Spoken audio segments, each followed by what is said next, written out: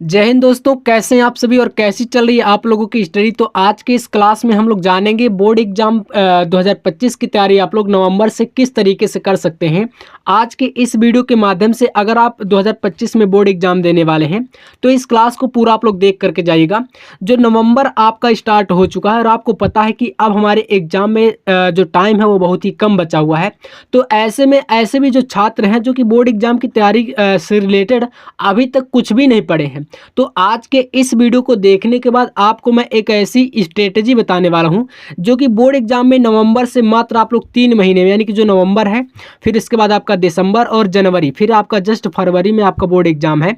ऐसे में आपको मात्र 3 मंथ के अंतर्गत में आप तो फरवरी में आपका, जैसे आपको पता है कि एग्ज़ाम हमारा स्टार्ट हो जाएगा। तो चलिए आज के इस वीडियो में मैं आपको वह एक ऐसी स्ट्रेटजी बताऊंगा जिसको कि आप अगर अच्छे तरीके से समझ लेते हैं तो बोर्ड एग्जाम में आप अगर यहाँ पर ज़्यादा नहीं तो मैं कहूँगा कि 95 तो नहीं, आप आराम से 80% से ऊपर ही अंक जो है अचीव करने वाले हैं। तो इस वीडियो को शुरू करते हैं एक प्यारी सी लाइन के साथ।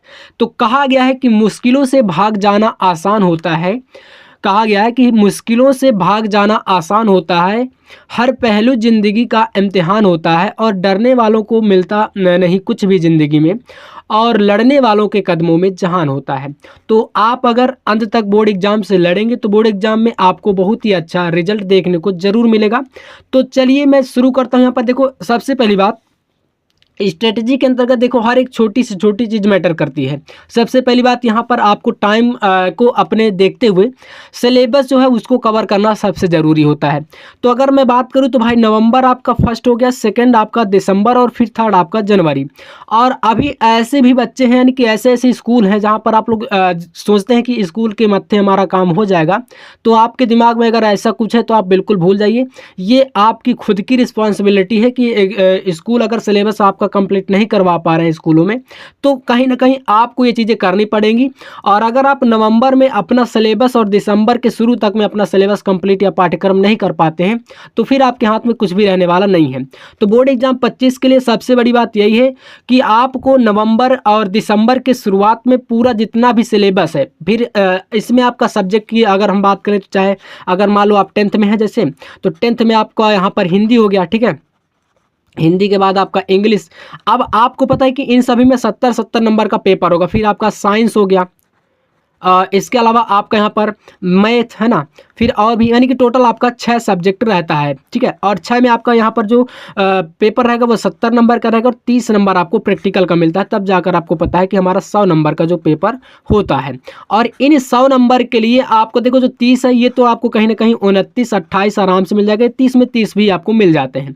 मैटर करता है कि 70 में आपको यहाँ पर 65+ कैसे चाहिए, क्या करना है, वो स्ट्रेटेजी सबसे इंपॉर्टेंट है। तो चलिए अब एक ही मौका बचा हुआ है और इसको आपको गंवाना नहीं है। और जो बच्चे ये सोचते हैं कि यार टॉपर जो होते हैं वो कहीं अलग तरीके से आते हैं या टॉपर जो है वो किसी अलग दुनिया में जी रहे हैं, तो ऐसा कुछ नहीं है। आपको देखो यहाँ पर बता दें, टॉपर छात्र जो होते हैं आपकी क्लास से ही आप ले लो, आपके ही क्लास में कहीं ना कहीं कुछ बच्चे ऐसे होते हैं जो कि ज़्यादा नंबर लेके आते हैं और कुछ बच्चे ऐसे होते हैं जो कि कम ले आते हैं, और आप हो सकता है उन्हीं में से हो, है ना, या तो एवरेज हो या टॉपर हो। तो एक सबसे बड़ी बात होती है कि आपको अपने अंदर जो एक कॉन्फिडेंट होता है, विश्वास होता है, वो आपको जगाना पड़ेगा। क्योंकि अगर मैं बात कर दूं स्कूलों में कई बार ऐसा होता है कि कुछ टीचर ऐसे होते हैं जो कि मतलब आपको चाह करके भी, अगर आपके अंदर टैलेंट भी है तब भी आपको टॉपर नहीं बनाएंगे। काफ़ी बार ऐसा होता है। तो वहीं से क्या होता है, आपका जो कॉन्फिडेंट है, आत्मविश्वास है, वो गिर जाता है। तो ऐसा नहीं करना है। देखो बोर्ड एग्जाम जो होता है, बोर्ड का एग्जाम, इसमें कहीं ना कहीं ये जो टीचर आपके होंगे जो कॉपियाँ चेक करेंगे आपकी, उनसे आपका कोई परिचय नहीं रहेगा, है ना। सबसे पहली बात तो ये है। वहाँ पर सिर्फ और सिर्फ आपका टैलेंट देखा जाएगा, आप कितने होशियार हैं ये भी नहीं देखा जाएगा, आप कॉपी पर क्या लिख करके आते हैं वो देखा जाता है। तो यहाँ पर मैं आपसे यही कहना चाहूँगी कि आप भी टॉपर बन सकते हैं अगर आपके अंदर टैलेंट है और एक आत्मविश्वास है। जो टॉपर होते देखो उनके पास भी सेम बुक है ना। आपका सिलेबस, आप 10th में हो या 12th में हो, आपकी क्लास में कोई भी बच्चा है जो सिलेबस उनका है वही आपका भी है, ये चीज़ तो आप मानते हैं।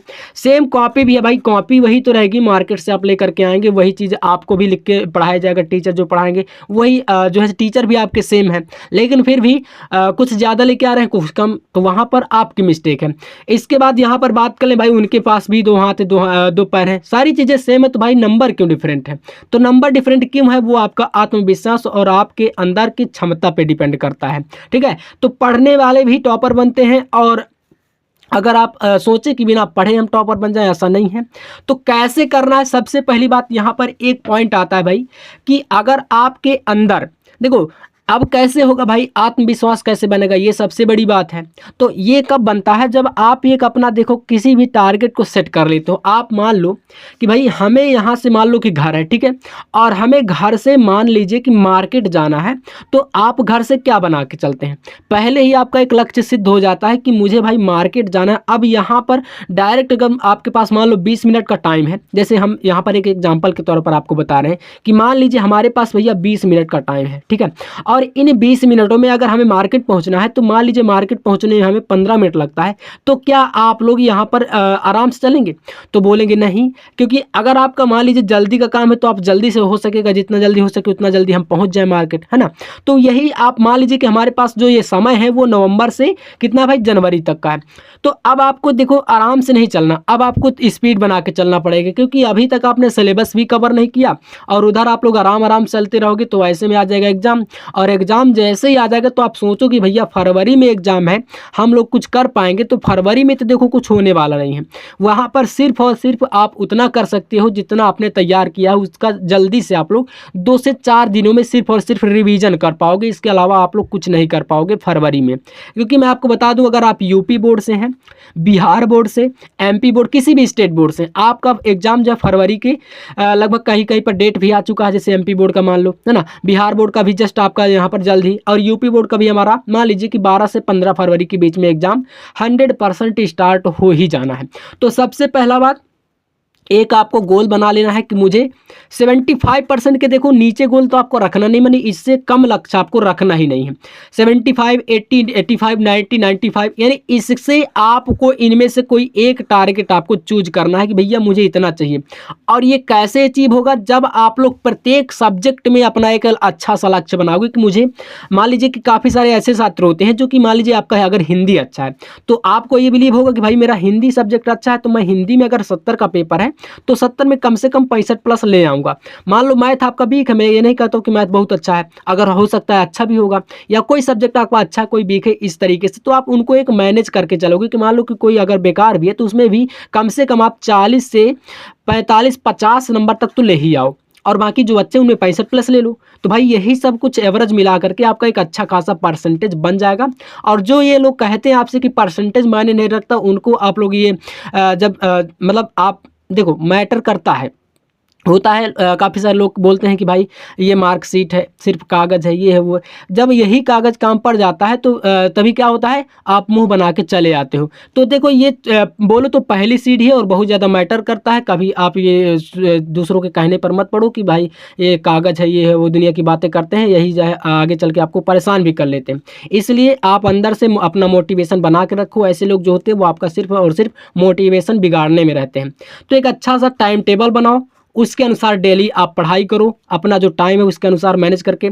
सोशल मीडिया जैसे आप लोग फेसबुक, इंस्टाग्राम, शॉर्ट वीडियो के चक्कर में पड़े रहते हो, इनको दूर कर दो। व्हाट्सएप पर आप लोग बाबू सोना करते हो, ये भी आपको नहीं करना जल्दी, है ना। तो काफ़ी सारे बच्चे रहते हैं, तो पूरी प्लानिंग के साथ आप लोग मात्र ये 3 मंथ में अगर सारी चीज़ों को अच्छे से कर लोगे तो बोर्ड एग्जाम में बहुत ही अच्छा नंबर आपका आने वाला है। बाकी लास्ट में आपको एग्जाम की तैयारी कैसे करनी, जैसे आपका सिलेबस कंप्लीट हो जाता है तो इसमें केवल वही क्वेश्चन आपको अब पढ़ने हैं जो क्वेश्चन आंसर आपके इंपॉर्टेंट है। इंपॉर्टेंट कैसे मिलेंगे, जैसे बोर्ड एग्जाम के प्रीवियस ईयर के पेपर हो गए, आपको 2025 में अगर पेपर देना तो आप पिछले मान लो जैसे कि आप 22 से ले लो, 22 का, 23 का, 24 का, मात्र अगर ये इन 3 सालों का पेपर आप उठा के देख लोगे तो भाई अगर आपने कुछ भी नहीं अभी तक पढ़ा तब भी बोर्ड एग्जाम में आप लोग अच्छे नंबर ले आओगे।